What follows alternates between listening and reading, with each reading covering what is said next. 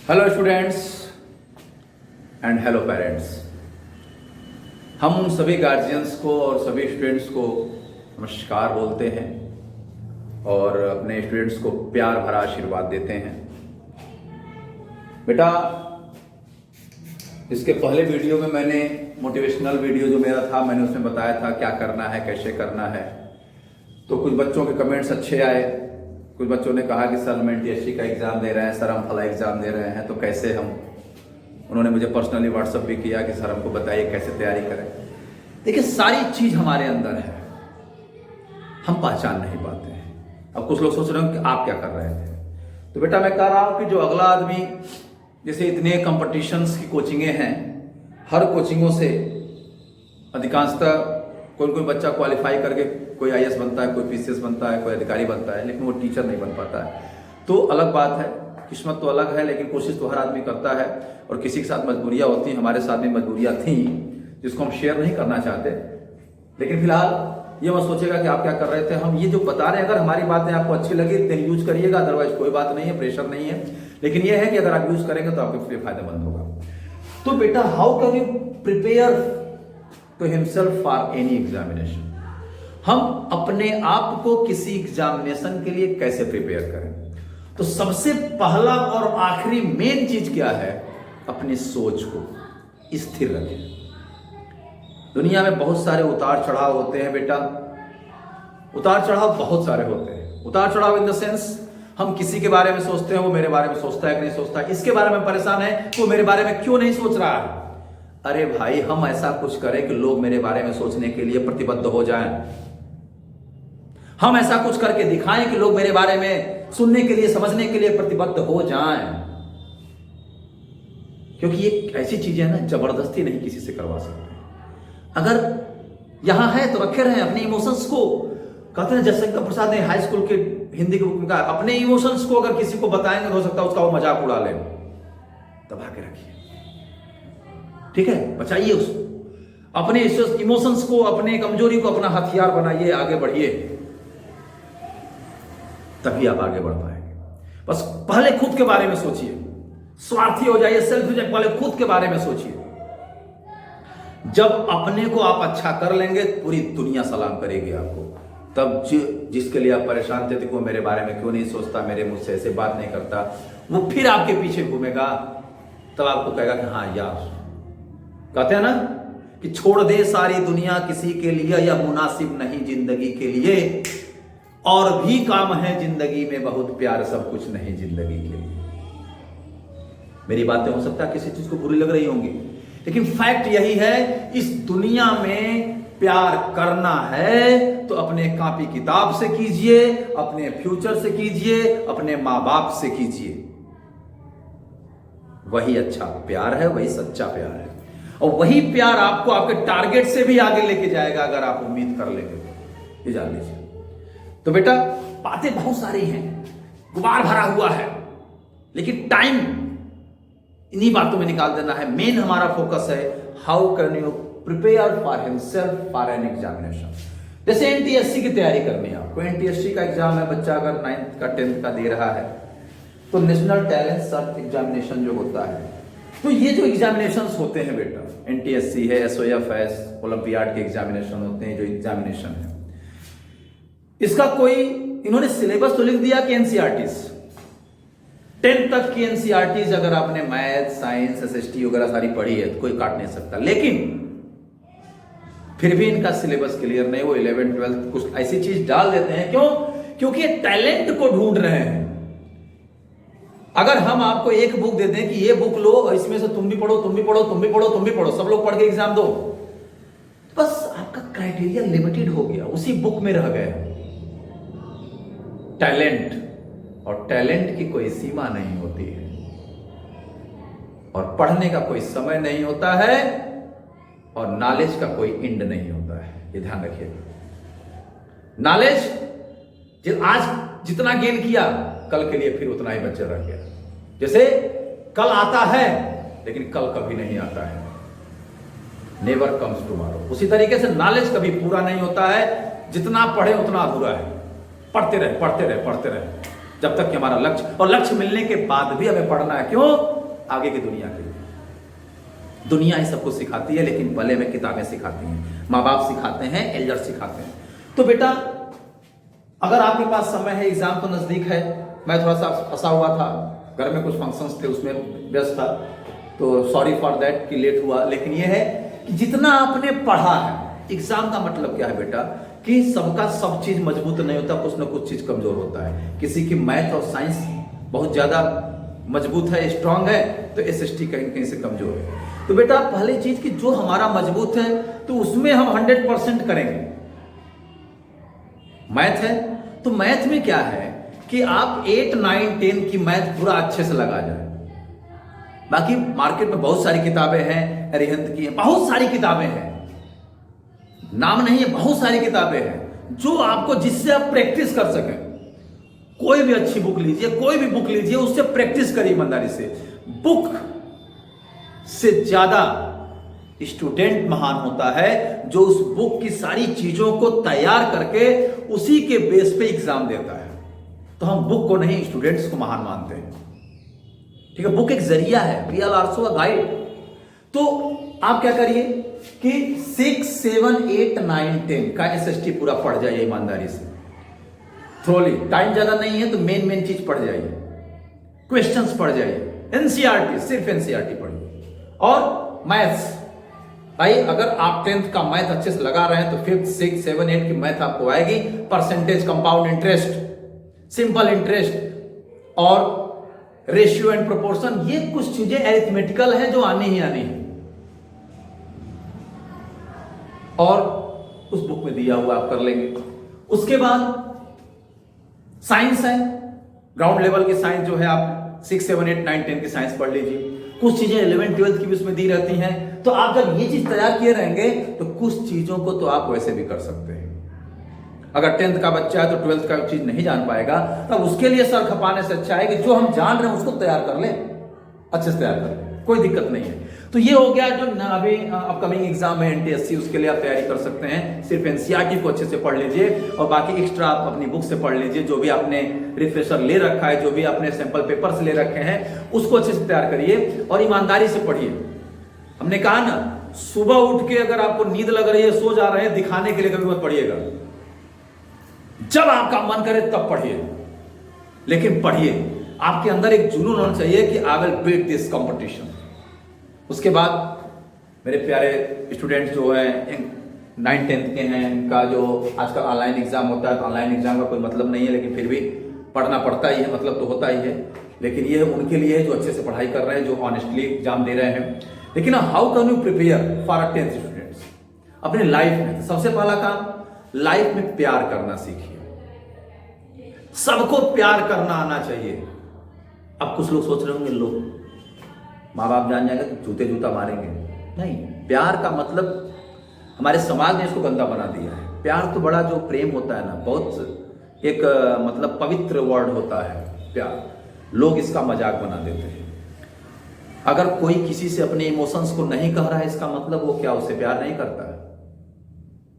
इस दुनिया में हर एक आदमी किसी न किसी से प्यार करता है। ठीक है, तो प्यार का मतलब ये नहीं कि हम दिखा दें उसको, एहसास भी होना चाहिए। जबरदस्ती किसी से कोई कुछ नहीं करवा सकता। प्यार करिए, कापी किताब से प्यार करिए, माँ बाप से प्यार करिए, जो आपसे निस्वार्थ प्रेम करते हैं। तो सबसे पहले प्यार करना सीखिए। अपने लक्ष्य से प्यार कीजिए कि हमें मोर देन 95% लाना है तो लाना है, दुनिया कोई ताकत रोक नहीं सकती। बट कहने और करने में बड़ा अंतर होता है। अभी बहुत जल्दी हमने एक वर्कशॉप अटेंड किया था, तो मैंने देखा उसमें बातें तो बहुत अच्छी होती हैं, लेकिन बेटा कुछ चीजें जो होती है जो हम प्रैक्टिकली यूजुअल लाइफ में लाते हैं। हमने बोल दिया ऐसे करो, ऐसे करो, ऐसे करो, ऐसे करना चाहिए, सबको ऐसे करना चाहिए, गुस्सा नहीं करना चाहिए, हर टीचर को गुस्सा नहीं करना चाहिए, हर बच्चों को ऐसे पढ़ना चाहिए। सब कुछ सही है, लेकिन वो किताब लेवल पे सही है, मुंह से बोलने के लिए सही है, लेकिन जिस दिन ग्राउंड पे आके करना पड़ता है ना, तो प्रॉब्लम होती है। क्योंकि अधिकारी अपने केबिन से बोल दिया कल से फला चीज तैयार कर लो, कल रिप्रेजेंटेशन देना है, कभी उसने सोचा कि उस क्लर्क को कितना मेहनत करना पड़ेगा उसके लिए? मैनेजमेंट ने कह दिया स्कूल में फला टीचर को बुला के तुम ये तैयार करो, कर नहीं रहे हो काम। कभी उन्होंने उसके मन को पूछा कि मैंने कह तो दिया है, वो क्या कर रहा था, क्या करेगा, उसकी राय तो जान ले पहले। नहीं। तो बेटा हम उन माँ बाप से भी यही रिक्वेस्ट करेंगे कि पहले अपने बच्चों से फ्रेंडली बात करें कि वो करना क्या चाहता है। सबसे बड़ी प्रॉब्लम होती है 10th पास करने के बाद, भैया वो वर्मा जी का लड़का जो है ना, या वर्मा जी की लड़की जो है ना, वो बायो ले रही है, मैथ्स ले रही है, तो भाई ले लो। अरे वो शर्मा जी जो है ना, शर्मा जी उनके लड़का जो है ना बायो लिया है, अब तुम भी बायो ले लो। और जब बच्चा कुछ डिस्टर्ब हो जाएगा ना, कहना वो शर्मा जी से पूछ लेना क्या हो गया। गलत बात, अपने बच्चे से पूछिए। और हर स्टूडेंट से हम रिक्वेस्ट करते हैं अपने माँ बाप से खुल के बात कीजिए। हम जानते हैं हर घर में अलग अलग माँ बाप कुछ ज़्यादा सोचते हैं, कुछ बच्चों को बाहर नहीं जाने देना, तो ये मत करना, ये मत करो, मत करो। I request to all the parents to talk your words friendly. अपने पेरेंट्स, अपने बच्चों से अच्छे से बात कीजिए। आखिर में उसके मन में चल क्या रहा है, वो सोच क्या रहा है, उसको बताइए क्या करना है, वो चाहता क्या है, क्या करना, उस पर उसको बढ़ाए, तब वो अपना 100% करेगा। ठीक है। बाकी तैयारी कैसे करनी है, 10th क्लास का स्टूडेंट कैसे तैयारी करना है, उसको हम नेक्स्ट वीडियो में बताएंगे।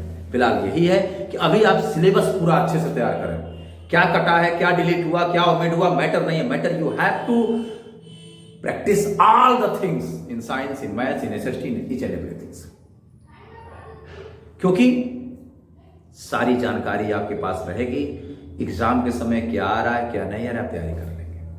तो हम बात पेरेंट्स की कर रहे थे। पेरेंट्स थोप देते हैं, कुछ पेरेंट्स थोप देते हैं बच्चों के ऊपर, हाँ ये करो, तुम्हें यही करना है। बच्चों के मन को पढ़िए, समझिए बच्चा क्या करना चाहता है। आपका बच्चा उदास तो नहीं है, अगर उदास है तो कारण क्या है, देखिए उसके, आपके बच्चे के कल और आज के व्यवहार में कोई परिवर्तन तो नहीं है, उसको रेट करिए, डांटिए मत, प्रेशर मत करिए उसे। ग्राउंड लेवल पे आइए। कोई कह दिया अरे ऐसा करना वैसा करना, हमने कहा ना ग्राउंड लेवल पे जब हम करने लगते हैं तो सारी किताब की बातें, सारे ज्ञान की बातें धरी की धरी रह जाती हैं। बेटा एग्जामिनेशन आदमी के जीवन में हर टाइम आता है, चाहे वो स्टूडेंट हो, चाहे वो व्यापारी हो, चाहे कोई भी हो, वो हर समय एग्जाम देता रहता है आगे बढ़ने के लिए। ये तो एक एकेडमिक है कि आपने 6 to 12 एग्जाम देना ही है, कंपटीशन देना है, सब कुछ करना है।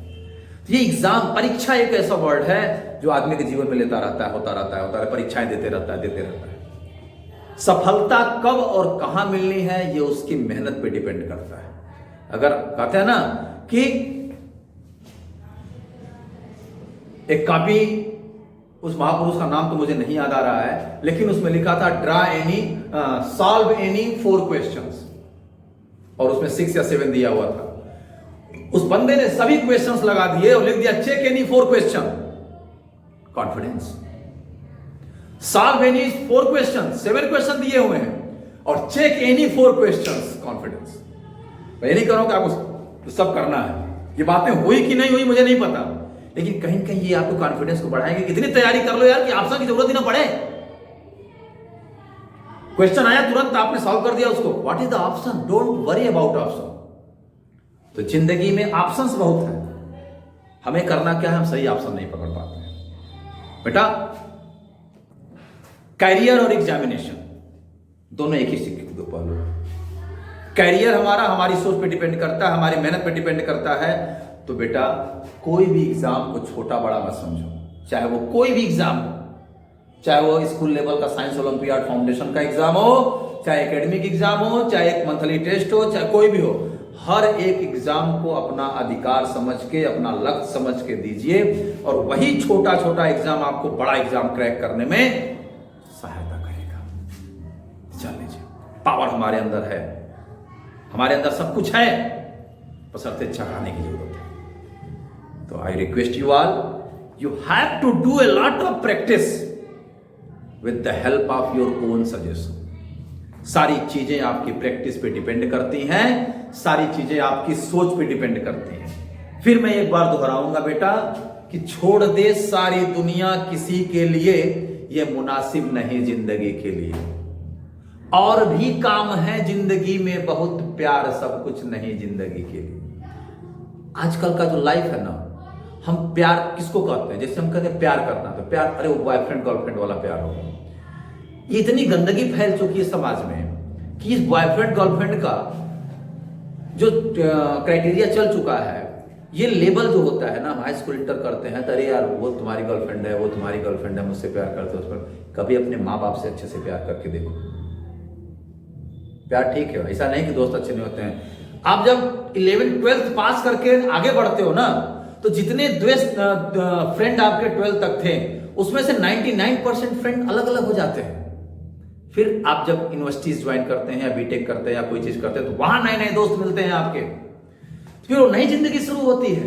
पुराने दोस्त भूल जाते हैं, एक आध दो याद रहता है, ऐसी बात नहीं है, लेकिन मेन मोटो क्या है जान लीजिए कि आपकी नई जिंदगी वहां शुरू हो गई। हमने कहा छोड़ो यार, आगे बढ़ो। कुछ लोग बैठे रहते हो, मुझसे बात नहीं कर रही है वो, अरे वो मुझसे बात नहीं कर रहा है, हम क्या करें, वो हमसे बात नहीं कर रहा है। अरे क्या बात कर रहेगा भाई, नहीं बात कर रहा है तो तुम्हें मत बात करो। मैंने उसको फोन किया, उसने मेरा फोन नहीं उठाया, ये किया वो नहीं किया। हमारी सोच, अरे हम कुछ ऐसा कर जाएं कि उसको मजबूर होना पड़े मुझे फोन करने के लिए। हम कुछ ऐसा कर जाए, कहते हैं ना कि जमी सलाम करे, आसमां सलाम करे, करो वो काम की सारा जहां सलाम करे। जिस दिन आपको पेपर में फोटो आ जाए, सारा जाने, अरे ये तो मेरा बचपन, मेरा 12th वाला फ्रेंड है, अरे यार, उसको फोन लगाए, हेलो, हाँ टिंकू पिंकू चिंकू कैसे हो, आज मेरी याद आई है तुमको, तड़ा बोल सकते हो। हाँ ठीक है, कोई बात नहीं, सब कुछ ऐसा करो। बैठे रहेंगे उसी के लिए, अपने करियर को छोड़ देंगे, अपने काम को छोड़ देंगे। मेरे दोस्त ने ऐसा किया।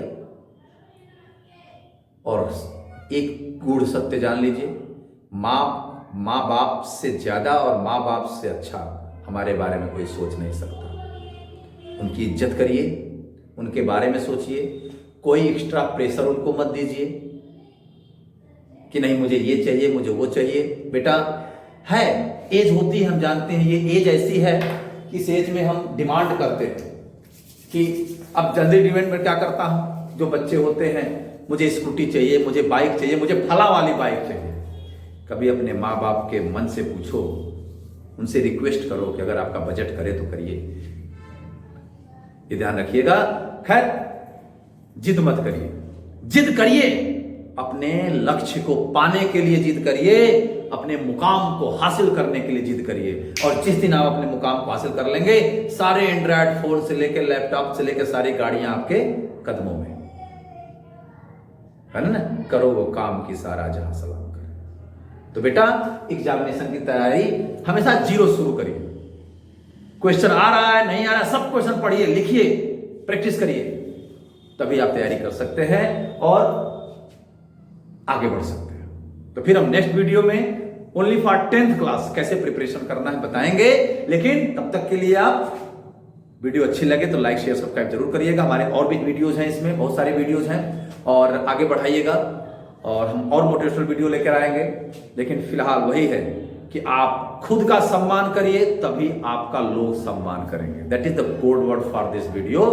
खुद का सम्मान करना सीखिए, तभी लोग आपका सम्मान करेंगे। जेब बड़ी होने से, घर बड़ा होने से नहीं होता है, दिल बड़ा होना चाहिए। और दिल बड़ा तभी होगा जब आप कुछ करेंगे समाज में, अपने आप को स्थापित करेंगे, अपने आप को रिप्रेजेंट करेंगे। Be careful and do practice a lot. आगे बढ़िए, मेरे हार्टिएस्ट विश आप लोगों के साथ है। Thank you.